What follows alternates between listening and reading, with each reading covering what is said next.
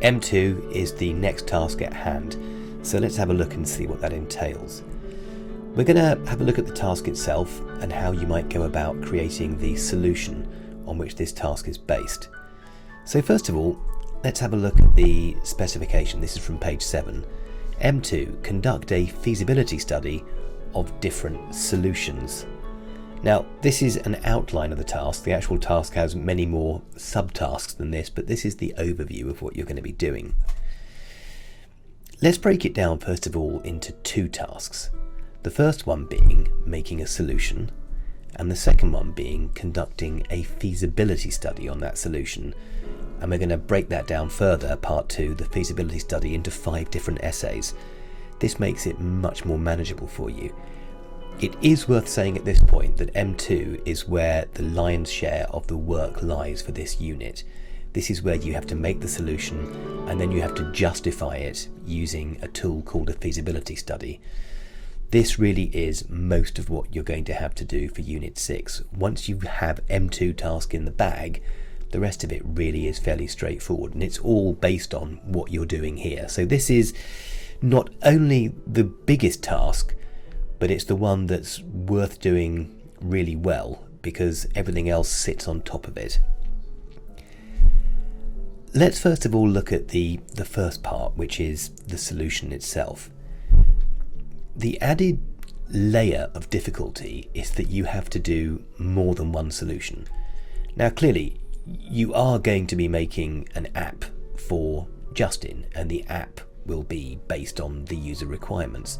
But you can't simply create a solution and say, that's it, that's the one I recommend you do.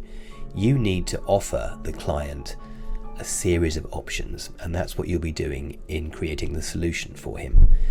So how will you do that? You're going to use the list of user requirements you've already made and the letter to help you, although you shouldn't really need that because you have taken all the information that you need already from that letter, and you're going to research and you're going to develop a solution. And as I stated a minute ago, you're going to need to offer alternative solutions. Now, I've given you an example here. So when the code is written, the code could be written in a number of different languages. You don't need to be an expert in Python or Java, but you would look at one solution against another. Would one work better for certain apps? Would one work better for a browser? And so on and so forth. So you're going to need to think about how you would actually go about creating this app and the best way of doing it. And no solution is going to be perfect. It's also worth saying there's no right or wrong answer here. It's all about the journey in the sense that you need to show research and that you've actually done the back-breaking work of figuring out how you would bring this enterprise to market. So, the first thing you've got to do is to formulate and quantify the goals of the system. Well, what does that mean? Well, it means that you need to create success criteria. And you're going to do that based upon what the system is supposed to do. And you already know that from what you've done in the user requirements stage. And then you need to think about alternative ways of meeting those goals. So provide the customer with some options. And necessarily they will be partly budgetary, but also a matter of choice. What does he want his app to do? Which platform's more important? Which features are more important to him? You may be offering one alternative with a feature, for example the dash cam, and one without. Or the dash cam feature itself, there may be a simpler way of achieving it, or there may be a way where it's sent to a website where the students can download it. This is all work for you to do.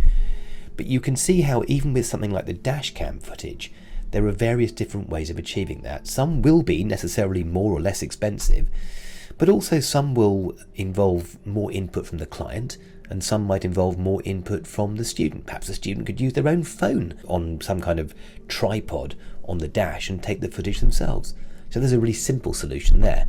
It's not my job to think it through, it's yours, but it's still important that you think about alternatives. Let's pause for a minute and think about resources.